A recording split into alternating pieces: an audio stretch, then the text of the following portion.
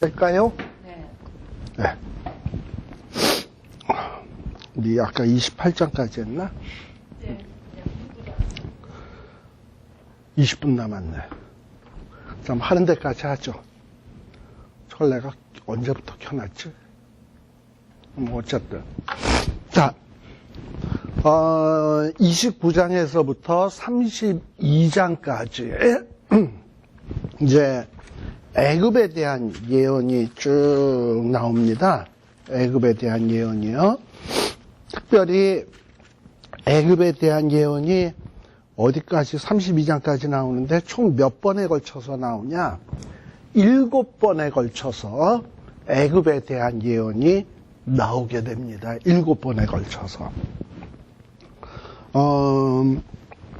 근데 왜 이렇게 애굽에 대해서 29, 아까 두로도 많이 있었습니다만 29, 30, 31, 32 넉 장이잖아. 아까 두로는 석 장이었고. 왜 이렇게 애굽에 대해서 길게 언급을 하고 있는가 하는 건요. 이 애굽이 이스라엘 백성하고는 굉장히 밀접한 관련이 있어요. 특별히 에스겔 당시에도. 왜냐하면 여러분들 그 유다 나라의 마지막 임금이 누구지요? 시드기야. 이 시드기야에게 그때 예레미야 선지자가 너희는 이제 바벨론의 포로로 잡혀갈 거야.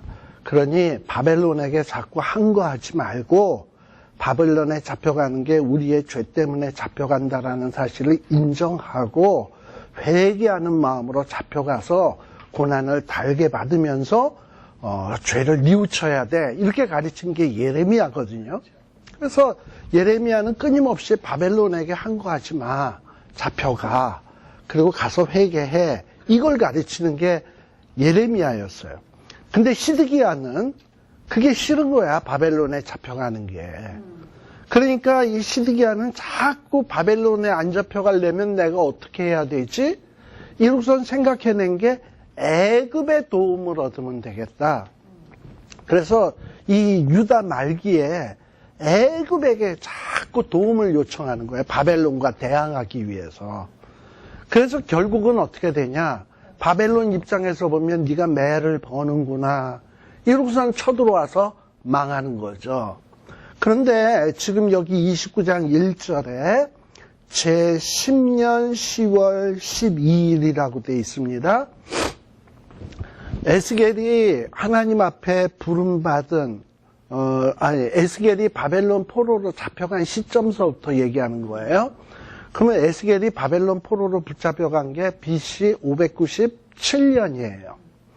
근데 10년이 지났으니까 10년이 됐으니까 어떻게 된 겁니까? 29장 1절 10년이 됐으니까 597에서 10년이니까 587년일 거 아니에요. 그렇죠? 587년이 되니까 이스라엘 유다 나라가 언제 망하냐? 586년에 망하거든. 그러니까 망하기 거의 1년 전이야. 근데 이렇게 망하기 1년 전만 하더라도 시드기야는 어떤 생각을 하냐? 1년 뒤면 망하는데 자꾸 애굽에게 도움을 요청하는 거예요. 애굽의 도움을 받으려고. 그러니까 지금 하나님은 에스겔을 통해서 애굽이 어떻게 될 건가? 네가 진짜 애굽이 너의 도움이 될 줄로 생각하느냐? 아니다. 애굽 망한다. 너는 하나님 의지해야 돼. 그리고 하나님이 시키는 대로 바벨론으로 끌려가. 그리고 거기서 죄 회개해. 그리고 정신 차리고 이제 돌아와. 즉 하나님이 얘기하는 건 그거거든요. 근데 시드기야는 그게 싫은 거야. 당시 이스라엘 백성들도 그게 싫은 거야. 그래서 하나님은 지금 에스겔을 통해서 애굽이 어떻게 될 것인가 하는 것을 이야기를 해주고 있습니다. 자, 사실 역사상 로마 이전에 가장 강력한 나라가 있었다면 애굽입니다. 바벨론은 갑작스럽게 커진 나라야.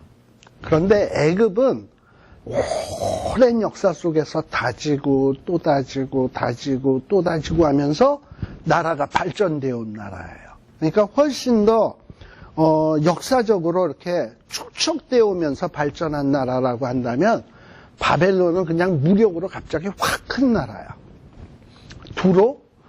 두로도 무역을 통해서 한순간에 돈을 와장창 번 나라야. 반대로 애굽은 어떠냐? 꾸준히 부와 지식을 추구해온 나라예요. 애굽은. 이집트 문명이 얼마나 대단하게 오래되었습니까? 그러니까 그 긴 역사 속에서 지식을 축적하고 또 부를 축적하고 하면서 발전된 나라가 이게 어떻게 보면은 애굽이다. 마치 두로가 오늘날 미국 같다면, 미국은 그야말로 200년 만에 그냥 갑자기 훅 큰 나라 아닙니까? 그죠? 네. 그런데 이 애굽은 어떤 나라냐? 유럽 같은 나라지 뭐. 오늘식으로 얘기한다면 유럽은 역사가 오래됐잖아요. 이러면서 이 오랜 역사 속에서 다지고 지식과 문명이 이러면서 커온 나라 아닙니까? 그러니까는 유럽 사람들이 미국을 볼 때는 이거 완전히 쌍놈인 거야. 돈만 많지, 뭐 문화도 없고 지식도 없고 역사도 없이 졸지에 부자가 된 갑부. 그러나 유럽 사람들은 뭐냐? 자기네들은 무슨 뭐 철학이 있고 문화가 있고 역사가 있고 문학이 있고 이런데 저 미국은 전 돈만 많지 힘이나 세지 쟤네 뭐 있어 이렇게 생각하듯이 이만큼 애굽은 오랜 역사와 지식을 자랑하던 나라다라는 겁니다. 자, 그런데 그러다 보니까 이 애굽은 자신들의 그 성공에 대해서 대단한 자부심이 있었습니다. 그래서 성경에 보게 되면 애굽을 뭘로 비유를 하고 있냐? 악어. 아마 이 당시에는 이 나일강 같은 습지, 강가 이런 데서 제일 무서운 존재가 악어다 보니까 이 악어가 마치 짐승의 왕처럼 여겨졌던 것 같아. 근데 아무튼 이렇게 자기네들이 대단한 자부심이 있었어요. 그래서 애굽이 악어로서 표현됩니다. 또 애굽은 이 나일강이 흐르면서 여러 지류들이 있어서 물길이 참 많아. 그러다 보니까 적들이 쳐들어오기가 참 힘들어요. 이 물 가운데다가 이렇게 성을 지으면 배를 타고 와야 되잖아. 다리를 놓고 건너야 되잖아. 그러니까는 이 애굽 사람들은 물을 이용해서 아주 요새같이 만들어가지고 적들이 우리는 절대 못 쳐들어와. 이런 데다가 또 성을 만들고 망대를 만들고 이랬거든요. 그래서 애굽 사람들은 자기네들은 절대 안 망한다고 하는 이런 생각이 있었다 이 말입니다. 그런데 그러다 보니까 애굽은 이 외국의 침략으로부터 굉장히 안전했어요. 침략을 받을 수 없는 상황이야. 그런데 이스라엘은 어떠냐? 사방이 적이야. 이스라엘은 동서남북 사방이 적이야. 그러다 보니까 이스라엘 나라 같은 경우에는 어떻게 하냐? 애굽이 늘 부러운 거야. 쟤네는 강도 나일강 같이 물이 콸콸 흐르는 강이 있지. 근데 이스라엘의 강이래 봐야 요단강이거든요. 무슨 뭐 쫄쫄 흐르는 시냇물 정도란 말이지. 그런 강에 비하면 강도 없이 자기네는 사방에 적이 있지. 뭐 천연자원 같은 것도 없지. 근데 애굽이 늘 부러웠어요. 그러다 보니까 우리가 알다시피 그 이스라엘 백성들은요, 툭 하면 애굽의 도움을 받으러 갔습니다. 우리가 알다시피 아브라함이 갈대아 우르에서 떠나가지고 가나안 땅에 도착했잖아요. 하나님이 약속한 땅에 도착했어요. 근데 와 보니까는 뭐 먹을 것도 없고 뭐 살 집도 변변치 않고 근데 먹고 살아야 되겠고 근데 사는 게 너무 불편하다 보니까 자꾸 남방으로 내려가다가 어디까지 내려갔냐? 애굽까지 가버렸어. 그래서 애굽에서 하마터면 자기 부인 사라를 뺏길 뻔했잖아요. 애굽에서.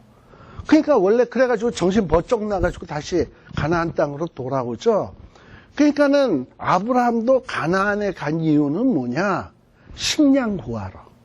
살기 위해서 글로 갔던 거야.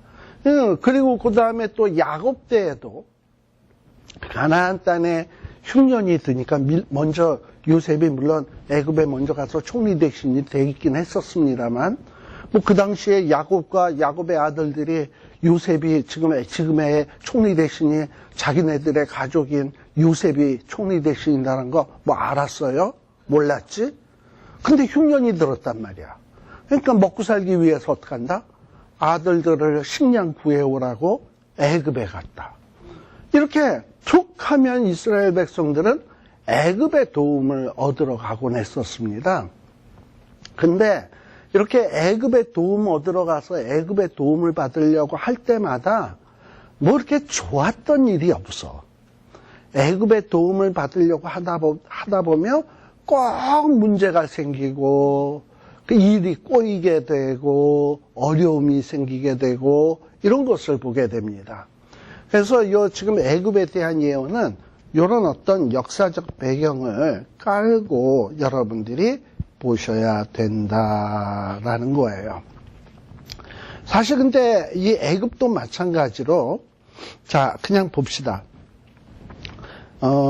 자 그래서 29장 1절에 보면 요거 이스라엘이 망하기 유다 나라가 망하기 한 1년 전쯤이로구나 라는 거예요. 요때 이스라엘 백성들이 애굽에게 도와달라고 애걸복걸 할 때구나. 특별히 시드기야가 그랬을 때였구나. 요거 생각하면 돼. 그런데 이때의 에스겔은 어떠하냐? 애굽 왕 바로 애굽을 향해서 뭐라고 말하냐? 예언을 하기 시작하는 거예요. 근데 예언의 내용이 뭡니까? 3절. 이제 하나님이 바로에게 대적이 되시겠다는 거야. 바로에게. 그리고 바로는 이 당시에 얼마나 대단한 자냐. 이집트 나라도 대단하지만 이집트 나라의 왕 바로는 얼마나 대단하겠습니까? 그래서 3절에 보면 바로를 뭐라고 표현하냐. 이 짐승 중에 왕이라고 할 수 있는 악어라고 얘기를 했어요. 뭐 제일 강자지. 그리고 이 바로는 이렇게 이제 힘이 있고 강해지다 보니까 이 바로도 교만해진 거지. 그러면서 이 나일강이 누구 거다? 내 거다. 내가 나를 위하여 만들었다. 강을 누가 만듭니까? 하나님이 만들잖아. 그렇잖아요? 우리 요한계시록 14장 7절이었나요? 거기에 보면 우리 이미 하나님이 뭐라고 얘기했냐? 영원한 복음 얘기하면서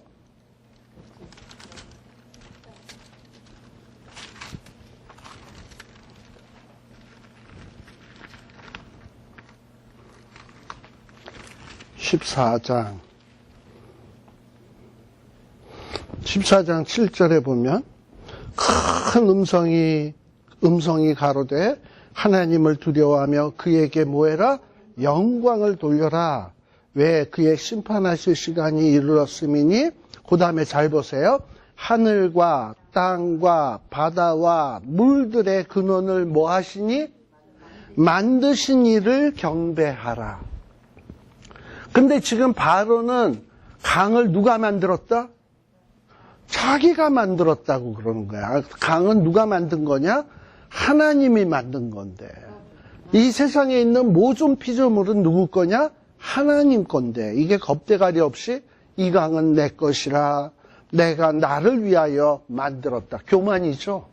하나님께 영광을 돌리지 아니하고 하나님 앞에 경배하지 않았으니까. 그래서 이 애굽과 바로의 이 말로가 얼마나 처참하냐. 갈고리로 아가미를 꿰겠다. 비늘에 내 강은 내 강의 고기로 내 분을에 붙게 하겠다.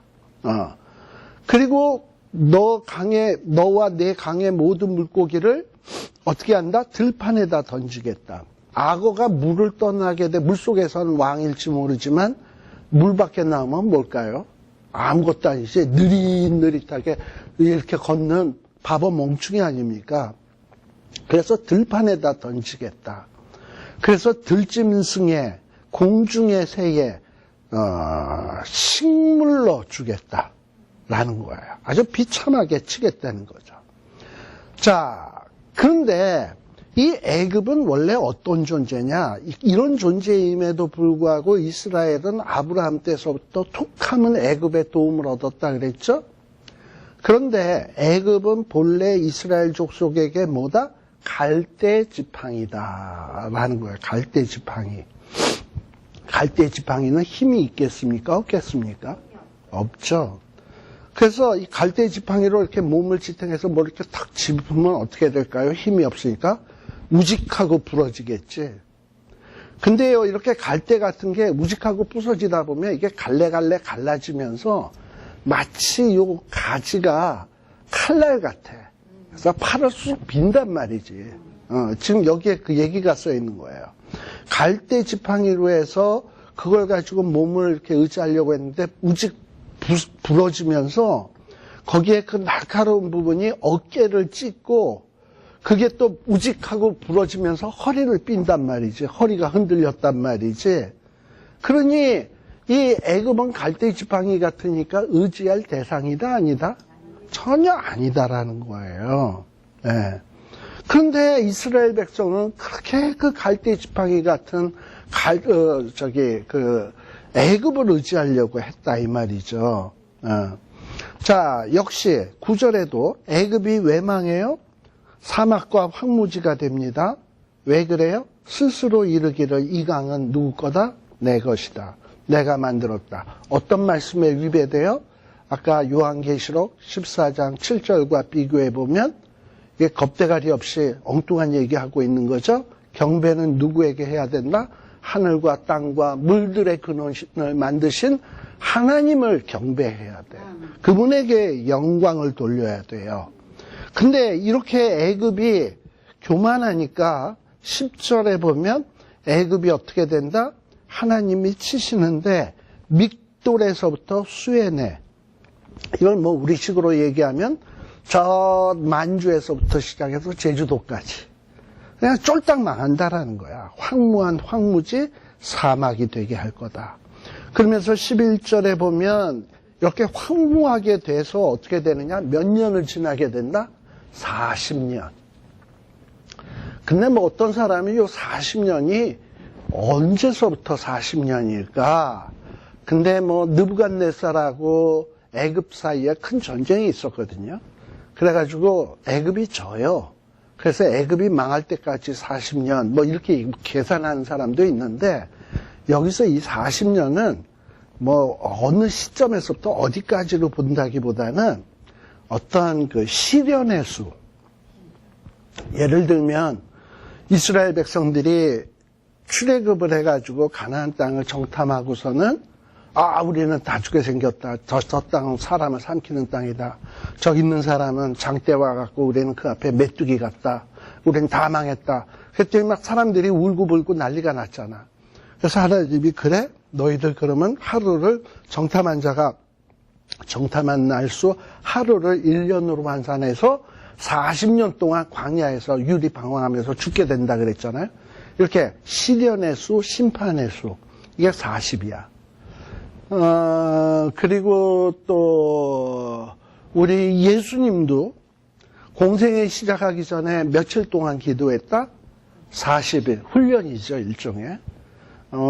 또 예수님도 그랬습니다만 또 뭐가 있나? 40. 모세도 애굽 사람을 쳐 죽이고 광야에 나가서 몇 년 동안 양치기 생활했나요? 40년. 이런 식으로 40은 일종의 시련의 수, 심판의 수, 훈련의 수예요. 그래서 애굽도 정신 차리게 하기 위해서 쫄딱 망한 상태로 어떻게 된다?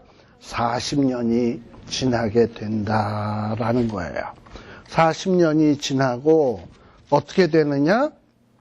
40년 끝에 다시금 애굽 사람을 조금 모아주긴 하겠지만 회복시켜주긴 하겠지만 어떻게 된다? 14절에 보면 미약한 나라가 된다. 옛날에 그 찬란하던 것을 다 잃어버리게 되고 옛날처럼 열국을 다스리지는 못한다. 15절에 보면. 그렇죠? 예. 그래서 16절에 보면 애굽을 이렇게 망하게 하는 이유는 뭐냐? 다시는 이런 애굽 같은 나라가 이스라엘 족속에 뭐가 못 된다? 의뢰가 못 된다. 그리고 이스라엘 족속은 다시는 애굽에게 도와달라고 막 이렇게 얼굴을 향하고 도와달라 그러느냐? 절대 안 그런다. 이스라엘 족속은 애굽을 더 이상 돌이켜 바라보지도 않을 거다. 이렇게 하나님이 애굽을 망하게 하겠다는 거예요.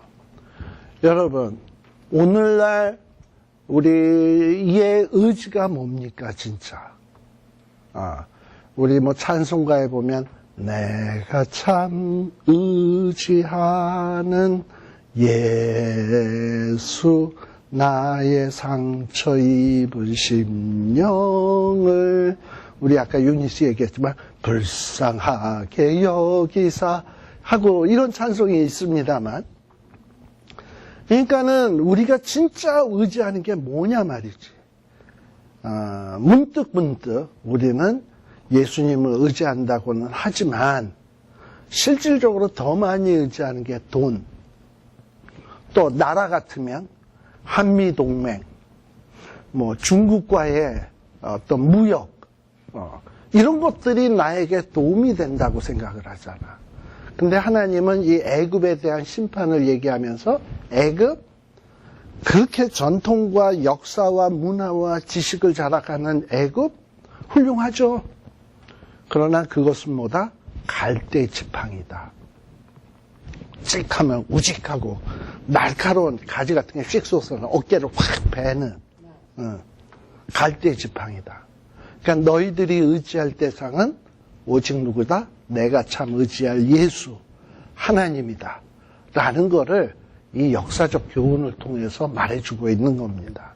그래서 저는 요즘 같이 한국의 이 어려운 때에 언제 어떤 사건이 터진다 하더라도 이상할 게 하나도 없는 그야말로 백척간도를 지나가는 그야말로 그 위기의 상황 아닙니까? 이럴 때 정말 우리가 의지해야 될 대상이 누구인가? 미국인가? 중국인가? 아니면 돈인가? 국방력인가? 경제력인가? 아니거든요. 하나님 의지해야 되거든요. 그래서 세상에 안 믿는 사람들은 정책적으로 친미해야 된다. 우리가 이럴 때 지혜로운 외교를 해야 된다. 국방을 강화해야 된다. 우파 연합을 해야 된다. 여러 정책과 대안이 나올 수 있을런지 모릅니다만, 진정한 우리 하나님을 아는 백성들은 뭐냐? 이런 모든 게 다 우리의 진짜 도움이 아닙니다, 하나님.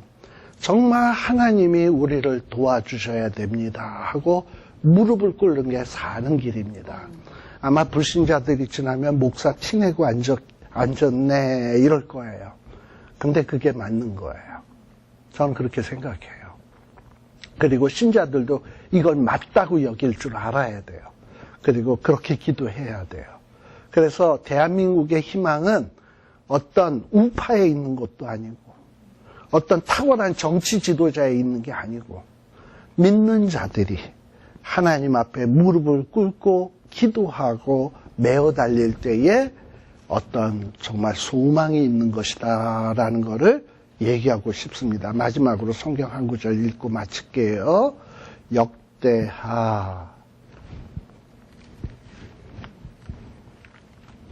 7장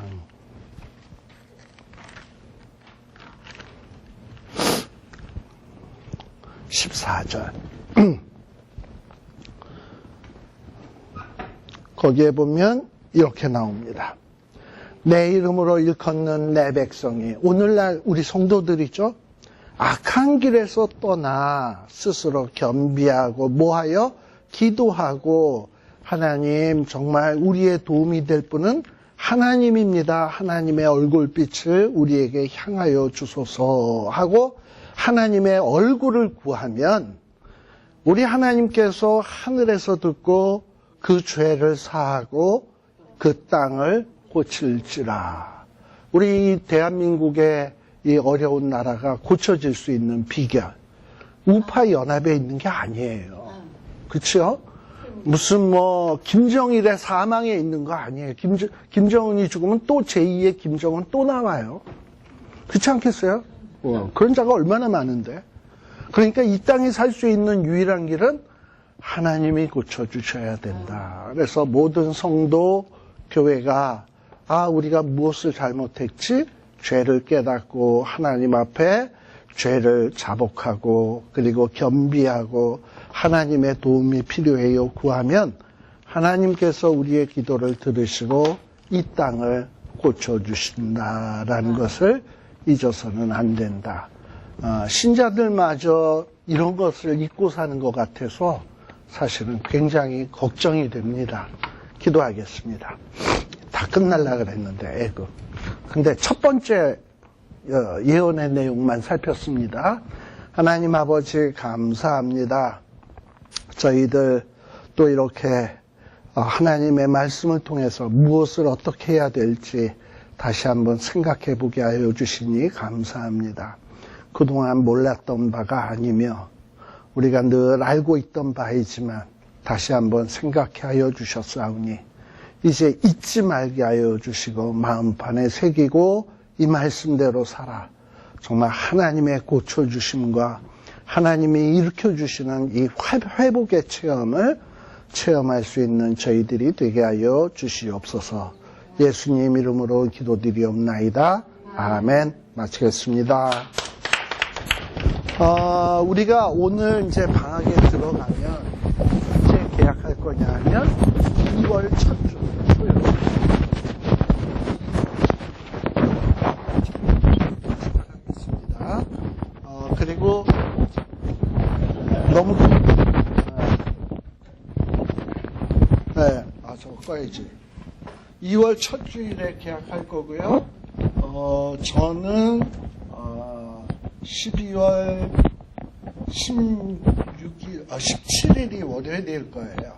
월요일서부터 달라스에 있는 충현 장로교회가 있습니다.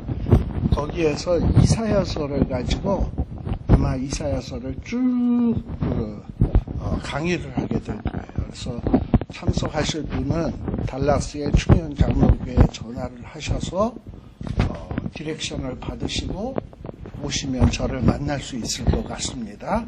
이상입니다.